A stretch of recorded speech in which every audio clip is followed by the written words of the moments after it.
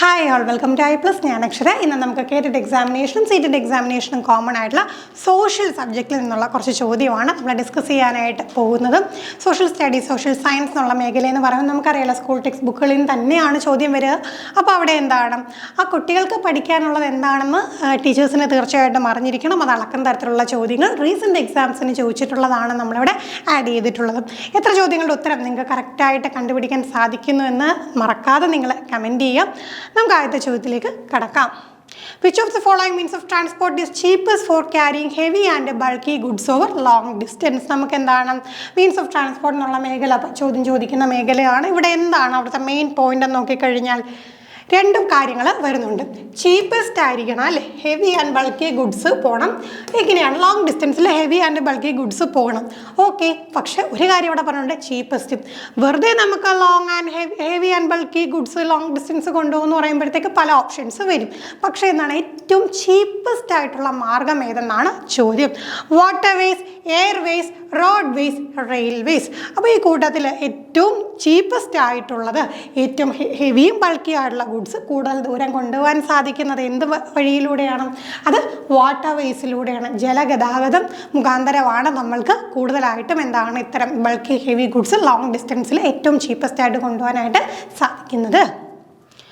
അടുത്തത്, an imaginary line drawn on a globe to divide it into 2 equal parts is known as. ഗ്ലോബിൽ എന്താണ് ഗ്ലോബിനെ 2 equal പാർട്ടായിട്ട് divide ചെയ്യുന്ന സാങ്കല്പിക രേഖ ഇമാജിനറി ലൈൻ ഏതാണ്?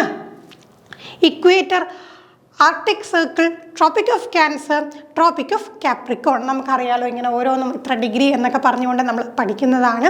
ഇവിടെ നമുക്ക് എന്താണ് വളരെ ബേസിക് ആയിട്ടുള്ള കാര്യമാണ് ചോദിച്ചേക്കുന്നത്. എന്താണ് ഒരു ഇമാജിനറി ലൈനാണ്. ഗ്ലോബിനെ എന്ത് ചെയ്യുന്നുണ്ട് 2 ഈക്വൽ പാർട്സ് ആയിട്ട് northern hemisphere and southern hemisphere എന്ന് ഡിവൈഡ് ചെയ്യുന്ന ആ ഒരു സാങ്കല്പിക രേഖയുടെ പേരെന്താണ്? മറ്റൊന്നുമല്ല, എന്താണ് ഇക്വേറ്റർ ആണ്. നമ്മൾ മലയാളത്തിൽ പറയുമ്പോൾ നമുക്ക് പെട്ടെന്ന് കിട്ടും ഭൂമധ്യ രേഖ.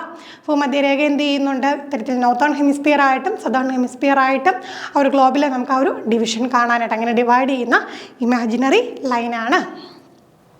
അടുത്തത്, sea caves are formed in coastal areas. Select the suitable reason for formation of sea caves. Sea caves നമുക്ക് കോസ്റ്റൽ ഏരിയാസിൽ ഫോം ചെയ്യുന്നത് കാണാനായിട്ട് സാധിക്കും. അതിന് സ്യൂട്ടബിൾ ആയിട്ടുള്ള റീസൺ എന്താണെന്ന് നോക്കണം.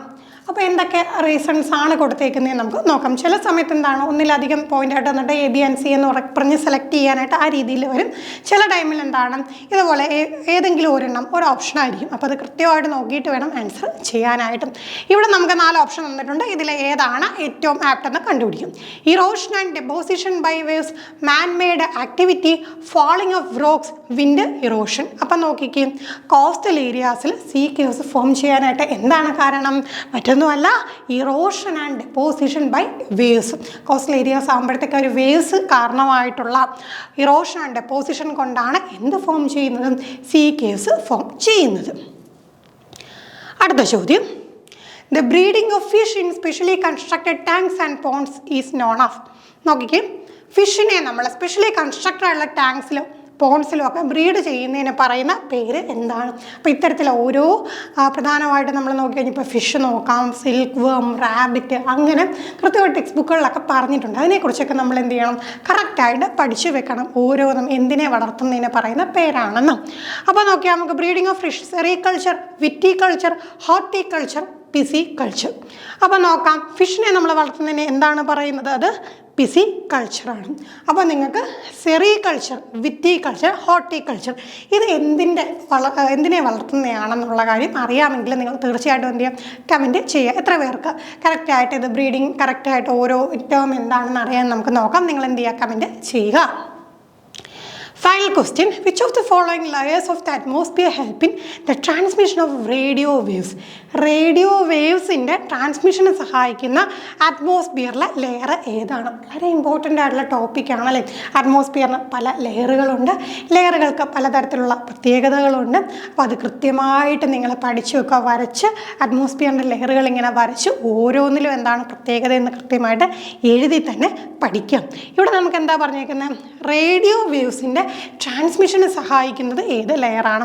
സ്ട്രാറ്റോസ്ഫിയർ ആണോ, മീസോസ്ഫിയർ ആണോ, തെർമോസ്ഫിയർ ആണോ, എക്സോസ്ഫിയർ ആണോ? അപ്പോൾ നോക്കിക്കേ, ഇവിടെ നമുക്ക് എല്ലാ ലെയേഴ്സും തന്നിട്ടുണ്ട്. അപ്പം നമുക്ക് എന്ത് ചെയ്യണം, ഇതിൽ നമുക്ക് എന്താ ഗസ് ചെയ്ത് കണ്ടുപിടിക്കാനൊന്നും പറ്റില്ല. കൃത്യമായിട്ട് എന്ത് ചെയ്യണം, നമ്മൾ പഠിച്ച് തന്നെ ഉത്തരത്തിലേക്ക് എത്തണം. നമുക്ക് തെർമോസ്ഫിയറിലൂടെയാണ് എന്ത് സാധിക്കുക, ട്രാൻസ്മിഷൻ ഓഫ് റേഡിയോ വേവ്സ് സാധിക്കും. ഇതുപോലെ ഓസോൺ ലെയർ കാണപ്പെടുന്നത് ഏത് ലെയറിലാണ്, എയ്റോപ്ലെയിൻസ് പറക്കുന്നത് ഏത് ലെയറിലാണ്, അങ്ങനെ ഓരോന്നും നമ്മൾ പഠിക്കണം. അപ്പോൾ കൃത്യമായിട്ട് ഇമ്പോർട്ടൻ്റ് ആയിട്ടുള്ള കാര്യങ്ങൾ നമ്മൾ എന്ത് ചെയ്യണം, പഠിച്ച് പോയാൽ മാത്രമേ ഇത്തരം പരീക്ഷകൾക്ക് നമുക്ക് നല്ല സ്കോറിലേക്ക് എത്താനായിട്ട് സാധിക്കുള്ളൂ. നമുക്ക് എക്സാം ഹാളിൽ ഇരുന്നുകൊണ്ട് വൈറ്റ് ഗസ് ഒന്നും നടത്താനായിട്ട് സാധിക്കില്ല. നമുക്ക് എന്ത് ചെയ്യണം, കൃത്യമായിട്ട് പ്ലാനിങ്ങോട് കൂടി തന്നെ പഠിച്ചു പോകണം. അത്തരത്തിൽ പ്ലാനിങ്ങോട് കൂടി സിസ്റ്റമാറ്റിക്കായിട്ട് നിങ്ങളെ പഠിക്കാനായിട്ട് ടീം i+ എല്ലാവിധ ഹെൽപ്പും പ്രൊവൈഡ് ചെയ്യുന്നുണ്ട്. KTET ആണെങ്കിലും CTET ആണെങ്കിലും കോഴ്സുകൾ അവൈലബിൾ ആണ്. ഏറ്റവും അഫോർഡബിൾ ആയിട്ടുള്ള ഫീലാണ് നമ്മുടെ കോഴ്സുകളൊക്കെ അവൈലബിൾ ആക്കിയിട്ടുള്ളത്. നമ്മുടെ റിസൾട്ട്സൊക്കെ നിങ്ങൾക്ക് ചെക്കൗട്ട് ചെയ്യുമ്പോൾ, നമ്മുടെ ചാനലൊക്കെ ചെക്കൗട്ട് ചെയ്യുന്ന സമയത്ത് നമ്മുടെ റിസൾട്ട്സൊക്കെ നിങ്ങൾക്ക് അറിയാനായിട്ട് സാധിക്കും.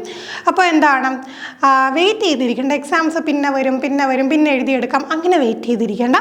നമ്മുടെ മുമ്പിലുള്ള ഏറ്റവും അടുത്തുള്ള അവസരം തന്നെ എന്ത് ചെയ്യുക, നമ്മൾ നല്ല രീതിയിൽ വിനിയോഗിക്കാം.